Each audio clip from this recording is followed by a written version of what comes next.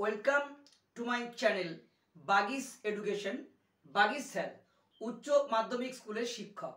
আজকে তোমাদের যারা মাধ্যমিক উচ্চ পরীক্ষা দিয়েছো তাদের জন্য একটা খুব ভাইটাল বা গুরুত্বপূর্ণ সময় তোমাদের কাছে এসে গেছে। এখন বোর্ড মূল্যায়ন পর্ব চলছে। ইতিমধ্যে তোমরা জানো বিভিন্ন পদ্ধতি, যে স্ক্রুটনি পর্ব বা পুনর্মূল্যায়ন, তার আগে পরপর হেড এক্সামিনার, তার নিচে এক্সামিনার, সবাই কিন্তু এক্সপার্ট টিচাররা কিন্তু যারা পরপর খাতা দেখেছেন। তারপর এখন বোর্ড মূল্যায়ন পর্ব। এই পর্বটা গুরুত্বপূর্ণ, কিন্তু এই পর্বটা এতই গুরুত্বপূর্ণ, তোমাদের কিন্তু বেশ কিছু সাবধান বার্তা অবলম্বন করতে হবে। যে 10টি কারণে আজকে তোমাদের মাধ্যমিক ও উচ্চ মাধ্যমিক খাতা বাতিল হয়ে যেতে পারে, সেইগুলো কিন্তু তোমাদের অবশ্যই খুব মন দিয়ে শুনতে হবে। তাই আমি অবশ্যই বলবো, যারা আমার চ্যানেলের সদস্য আছো তাদের মোস্ট ওয়েলকাম।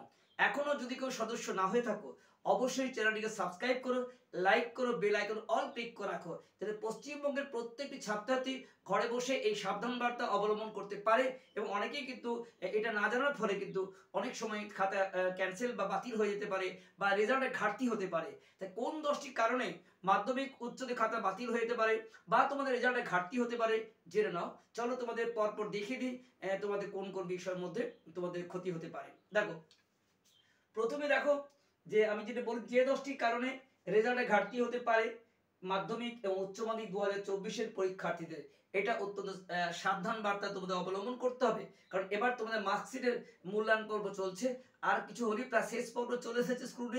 স্ক্রুটিনি শেষ পর্বে এবং তোমাদের পূর্ণ মূল্যায়ন প্রায় শেষ পর্বে, এবং ইতিমধ্যে শুরু হতে চলেছে তোমাদের কিন্তু বোর্ড মূল্যায়ন, অর্থাৎ বোর্ডের ক্ষেত্রে তোমাদের যে লাস্ট মূল্যায়ন, এবং সেক্ষেত্রে তোমাদের নাম্বার পড়বে। এইখানটা কিন্তু তোমাদের কোন কোন বিষয় গুরুত্বপূর্ণ। 1 নম্বর দেখো, যে সমস্ত অবজেকশন রয়েছে টিচারদের মধ্যে, খাতার মধ্যে টাকা এঁটে দেওয়া, এটা সবচেয়ে গুরুত্বপূর্ণ বিষয়। তোমরা অনেকেই ভাবছো যে টাকা দিলেই স্যার টাকাটা পকেটে পুড়িয়ে নেবে, তারপর তোমাদের নাম্বারটা দিয়ে দেবে। এটা কিন্তু কোনো টিচার করবে না, কারণ টিচাররা যথেষ্ট মাইনে পান। সম্মানের শিক্ষকরা তোমাদের কাছ থেকে এই অসৎ উপায় কখনো নেবেন না।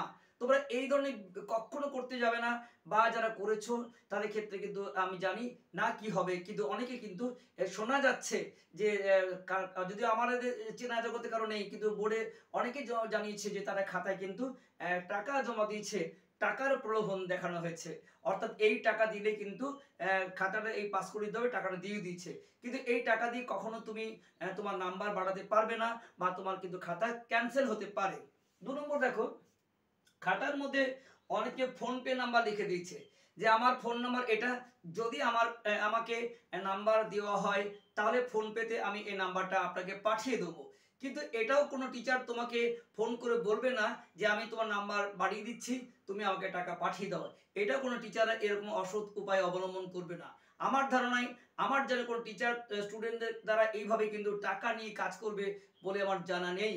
অতএব তোমরা কিন্তু যারা এটা করেছো তাদের ক্ষেত্রে কিন্তু নিশ্চিতভাবে কি হবে বলা যায় না, খাতা ক্যান্সেল হতে পারে। বা আগামী দিনে তোমরা কিন্তু এই ধরনের কাজ কখনোই করবে না। খাতার মধ্যে টাকা এঁটে দেওয়া, বা ফোন পে নাম্বার দেওয়া, বা কোনো টাকা পাঠানোর নাম্বার দেওয়া, যে এই নাম্বারে ফোন করলেই আমি আপনাকে টাকা পাঠিয়ে দেবো, অতএব আমার খাতার নাম্বার বাড়িয়ে দেবেন কি পাস করে দেবেন, এটা কিন্তু কোনো টিচার করবে না। যেহেতু এবছর তোমাদের ক্ষেত্রে এত সুবিধা দেওয়া হচ্ছে, সেখান থেকে কিন্তু এই ধরনের আচরণ করা ঠিক হয়নি, বা আগামী দিনেও তোমাদের হবে না। তাহলে 2 নম্বর বিষয় তোমাদের বলে দিলাম। 3 নম্বর দেখো, নিজের হতাশাকে টিচারদের উপর চাপিয়ে চাপ সৃষ্টি করা। কোথাও তোমরা এভাবে বলতে পারো না। সোশ্যাল মিডিয়া বা যে কোনো জায়গাতে বা খাতাতে অনেকে লিখেছো, নিজ দুঃখের কথা লিখে গেছো। খাতার মধ্যে নিজের দুঃখের কথা, নিজের যন্ত্রণার কথা লিখে সহানুভূতি আদায় করে টিচারদের কাছে কখনোই নাম্বার পাওয়া যায় না। পাড়ায় মুখ দেখাতে পারবো না, রাত্রি ঘুম হবে না, আমার বিয়ে হবে না, এই সারা বছর খুব কষ্টের মধ্যে লেখাপড়া করেছি, এই ধরনের দুঃখজনক প্রকাশ খাতার মধ্যেও যেমন যেমন লেখা অন্যায়, সোশ্যাল মিডিয়াতেও কিন্তু কখনো কারো কাছে এই ধরনের প্রকাশ করবে না। এটা কিন্তু খুব ভালো দিক নয়। এই ধরনের বিষয় বারবার বলে চাপ সৃষ্টি করা, সেক্ষেত্রেও কিন্তু খাতা ক্যান্সেলের সম্ভাবনা আছে, এবং রেজাল্টের ঘাটতি হচ্ছে। কারণ বিরক্ত সব টিচার এক নয়, সবার ধৈর্য একই থাকতে পারে না। কারণ এই ধরনের বিরক্তি প্রকাশ কিন্তু তোমার খাতার ক্ষেত্রে যথেষ্ট ক্ষতি হতে পারে। তাই আমার মনে হয় যে এইরকম কোনো বিষয় তোমরা কিন্তু এখনো করবে না কোনো সোশ্যাল মিডিয়াতে, যে চাপ সৃষ্টি করে আমার নাম্বার দেওয়া হোক, এটা কিন্তু হবে না। তারপর দেখো 4 নম্বর, কি বললাম, খাতায় গালিগালাজ লেখা। এটা তো মস্ত বড় অপরাধ। যে এই সমস্ত কাজগুলো টিচারদের কোনো ক্ষতি হয় না, তাতে গালিগালাজে গা পুড়ে যাবে না, কিন্তু তোমার কিন্তু খাতাটা ক্যান্সেল হতে পারে। তাই কখনো কোনোদিন কোথাও খাতার মধ্যে কিংবা সোশ্যাল মিডিয়াতে বা কোনোদিন কোথাও টিচারদের নামে গালিগালাজ দেবে না, কারণ তাদের একটা সুপ্রিম পাওয়ার আছে। সে পাওয়ার বলে কিন্তু তোমার খাতার কিন্তু ক্ষতি হতে পারে। তাই ব্যক্তিগতভাবে কাউকে আক্রমণ করে গালিগালাজ খাতার মধ্যে লেখা, প্রশ্ন কঠিন হয়েছে বলে গালিগালাজ দেওয়া, বা তোমাদের সোশ্যাল মিডিয়ায় কাউকে ব্যক্তি আক্রমণ করা, সবচেয়ে সমস্যায় পড়ে ব্যক্তি আক্রমণ করো। ব্যক্তির বিরুদ্ধে তুমি যদি গালিগালাজ করো, সেই ব্যক্তি কিন্তু তোমার বিরুদ্ধে স্টেপ নিতে পারে। তাই আমার মনে হয় কোনো টিচার বা কোনো ব্যক্তির বিরুদ্ধে তুমি কিন্তু এই ধরনের গালিগালাজ করবে না সোশ্যাল মিডিয়াতে। আর যারা করেছো সেক্ষেত্রে কিন্তু খুব ভালো ফল হবে বলে মনে করে তারা বোর্ডে জমা দিলে সেক্ষেত্রে খাতা ক্যান্সেল হতেও পারে। তারপর দেখো, সোশ্যাল মিডিয়াতে কোনো টিচারকে গালিগালাজ বা হুমকি দেখানো, এই ধরনের কোনো বিষয় কিন্তু একদম ক্ষতিকারক। যে কোনো মুহূর্তে আমরা জানি ছাত্রের একটা প্রধান বিষয় হচ্ছে যে বিদ্যা দদাতি বিনয়ম, তোমাদের বিনয়ী হতে হবে। বিনয়ী হলে তোমরা কিন্তু জীবনে অনেক অনেক রাস্তা পেয়ে যাবে। কোনোটাই জীবনে একমাত্র পথ নয়, কিন্তু একটা পথকে শিরোধার্য মনে করে কোনো টিচারকে গালিগালাজ হুমকি দেওয়া, এটা কিন্তু ভীষণ ক্ষতিকর। আমার চোখে দেখা অনেকের জীবন স্পয়েল হয়ে গেছে। তারা এত ভালো গুড রেজাল্ট থাকা সত্ত্বেও তারা আর চাকরি পায়নি, তাদের লাল খাতা ঢেরা পড়ে গেছে পুলিশি জায়গাতে। তাই আমার মনে হয় এই গুন্ডামি করে বা অসামাজিক কাজ করে তোমরা নিজের সুন্দর জীবনকে নষ্ট করতে যেও না। তাদের টিচারদের কোনো ক্ষতি হবে না, তোমার জীবন নষ্ট হয়ে যাবে। তাই কখনো কোথাও গালিগালাজ করে বা হুমকি দিয়ে বা নিজের ক্যারেক্টারকে নষ্ট করে তোমার নিজের জীবনটাকে নষ্ট করে যেও না, কারণ তোমাদের আমার পুত্র সম কন্যা সম। তাই আমি সবাইকে বলবো এটাই, যে তোমাদের কিন্তু সুন্দর জীবনটা নষ্ট করতে যাবে না। কোথাও এই ধরনের সোশ্যাল মিডিয়া বা কোথাও টিচারকে ব্যক্তি আক্রমণ করে গালিগালাজ বা হুমকি দিতে যাবে না, বা এটা কিন্তু কখনোই এখনো ক্ষতি হতে পারে। তাই এই মূল্যায়ন পর্ব চলছে, এই মুহূর্তে বারবার ধরে কিন্তু এরকম কোথাও কোনো জায়গাতে করবে না। ব্যক্তি বিষয় মনের মধ্যে রাখো, বহিঃপ্রকাশ ঘটাতে একদম যাবে না কোথাও। অপ্রাসঙ্গিক বিষয় অবতারণা, খাতার মধ্যে অপ্রাসঙ্গিক বিষয় যারা লিখেছে, এক চেয়েছে আরেক লিখেছে, একটু স্ক্রু খুঁজে পাওয়া যাচ্ছে না, সেক্ষেত্রে কি করে নাম্বার দেওয়া যাবে সেটাও কিন্তু অবশ্যই ক্যান্সেলের যোগ্য। কারণ আমি খুঁটি খুঁটি খুঁজে বেড়াচ্ছি, 4বার 5বার চেক করো, তোমার যে প্রশ্ন তার সঙ্গে একটু একটা বর্ণও যদি মিল না থাকে, একটা শব্দও যদি মিল না থাকে, সেক্ষেত্রে কি করে নাম্বার পাবে? টিচাররা যে নম্বর দেওয়ার জন্য খুঁজে বেড়াচ্ছেন, সেখানে যদি খুঁজেই না পান তোমাকে যে নাম্বার দেওয়ার জায়গাটা কোথায়, ভুল বিষয়ের উপর তো আর নাম্বার দেওয়া যায় না কোথাও। গোটাটার মধ্যে একটু একটা শব্দও দেখা যাচ্ছে যে তোমার প্রসঙ্গ নেই, অন্য প্রসঙ্গে চলে যাচ্ছ, এবং সেটা পরিষ্কার পড়া যাচ্ছে যে তুমি অন্য প্রসঙ্গেই চলে গেছো, এই প্রসঙ্গে একটা বর্ণ বা একটা শব্দ তুমি খরচ করনি, সেক্ষেত্রে কিন্তু খাতা ক্যান্সেল হবে। অর্থাৎ অপ্রাসঙ্গিক বিষয় লিখে খাতা ভর্তি করে কখনোই নাম্বার পাওয়া যায় না, এটিও ক্যান্সেলের যোগ্য, এতে খাতা ক্যান্সেল হতে পারে। তারপরে দেখুন 7 নাম্বার, নিজের দুঃখ কষ্টকে বারবার প্রকাশ করে কাউকে চাপ সৃষ্টি করা। অনেকে আছো বারবার নিজের দুঃখ কষ্টকে বারবার প্রকাশ করছো। আমি অনেকবার বলেছি তোমরা কিন্তু কোথাও এই ধরনের কাজ করবে না। কারো কোনো ক্ষমতা নেই তার কাছে তুমি দুঃখের কথা কষ্টের কথা প্রকাশ করে দিয়ে তোমাকে নাম্বার বাড়িয়ে দেওয়া, পাশ করিয়ে দেওয়া, এটা কিন্তু কোনো টিচারের ক্ষমতা নেই। আমাদের সবাইকার লক্ষ্য তোমাদেরকে বেশি পরিমাণে পাশ করানো, তোমাদেরকে আরো হিউজ নাম্বার দেওয়া, যাতে প্রচুর নাম্বার পাও। যে সমস্ত প্রশ্ন কঠিন হয়েছে সেই জায়গায় বেশি করে নাম্বার দেওয়া হচ্ছে, অত্যন্ত যত্ন নিয়ে খাতা দেখা হচ্ছে।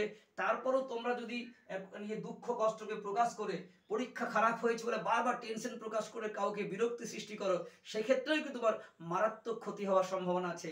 বুঝতে পারছি তোমার কষ্ট হচ্ছে, যন্ত্রণা হচ্ছে, কিন্তু এটা তোমাকেও বুঝতে হবে তোমার দুঃখ কষ্ট যন্ত্রণাকে মুক্তি দেওয়ার ক্ষমতা কোনো টিচারের কিন্তু নেই।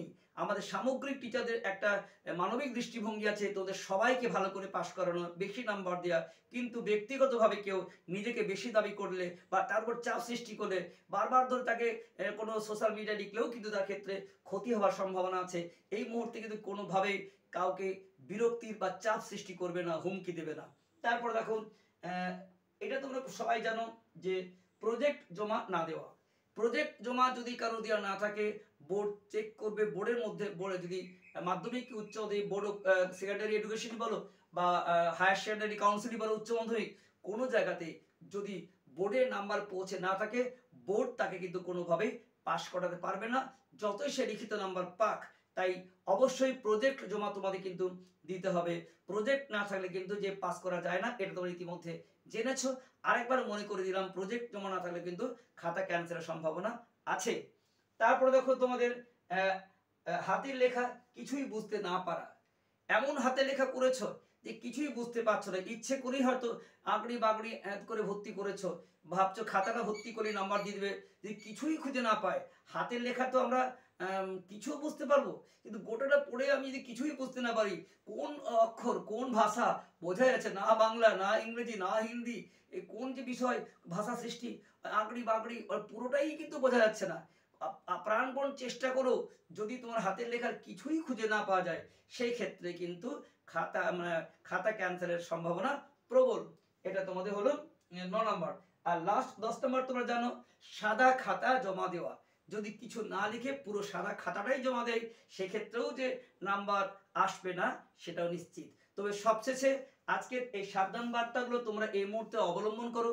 তোমাদের জীবন সুখের হোক, আনন্দিত হোক। তোমাদের রেজাল্ট 2024-এ ভীষণ ভালো হতে চলেছে। আমি এর আগে অনেক ভিডিও দিয়েছি, এত ভালো নম্বর এর আগে আমি কখনো দেখিনি। তোমাদের নিশ্চিত আপডেট দেবো যে কত পরিমাণে পাস করছে, কি হারে। তাই ওভারঅল রেজাল্ট প্রত্যেকের অন্য বছরের তুলনায় অনেক ভালো হবে, সবারই ভালো হবে। তাই সবাই এই মুহূর্তে দুঃখ কষ্ট যন্ত্রণায় না থেকে সামনের দিকে এগিয়ে চলো। দুঃখ কষ্টের কথা প্রকাশ না করে শুধু সামনের দিকে এগিয়ে চলো। যাদের ইতিমধ্যে নেট পেট পরীক্ষা আছে বা বিভিন্ন ধরনের জয়েন্টের পরীক্ষা দিচ্ছ, বা তারা কিন্তু নিট দিচ্ছ বা জয়েন্ট দিচ্ছ, তারা সেই দিকে মনোযোগ দাও। তারা কিন্তু এইভাবে নিজেকে কখনো হতাশার মধ্যে ডুবিয়ে রাখবে না যে আবার সায়েন্সের রেজাল্টটা কি হবে, তাকাবে না। যা হয়ে গেছে পাস্ট ইজ পাস্ট, সামনে চলো প্রেজেন্ট অ্যান্ড ফিউচার। প্রেজেন্টকে ধরে ফিউচারে এগিয়ে যাবে, আর তোমাদের ভবিষ্যৎ প্রত্যেকেরই ভালো। তাই আজকের এই 10টি সাবধান বার্তা দিলাম, এগুলি তোমাদের ভীষণ কাজে লাগবে বলে মনে করি এই মুহূর্তে। এগুলো মেনে চলো, আর তোমরা উন্নত ভবিষ্যতের দিকে এগিয়ে চলো। বেস্ট অফ লাক, তোমাদের সকলে ভালো হোক। আজকের এই বিষয়গুলো মেনে চলো। দেখা হচ্ছে তোমাদের নেক্সট ভিডিওতে, আবার নিত্য নতুন আপডেট যা পাবো উচ্চ মাধ্যমিক মাধ্যমিক পরীক্ষার্থীদের ক্ষেত্রে সে নিশ্চিত তোমাদের শেয়ার করব। সকলে ভালো থেকো, দেখা হচ্ছে পরের ভিডিওতে।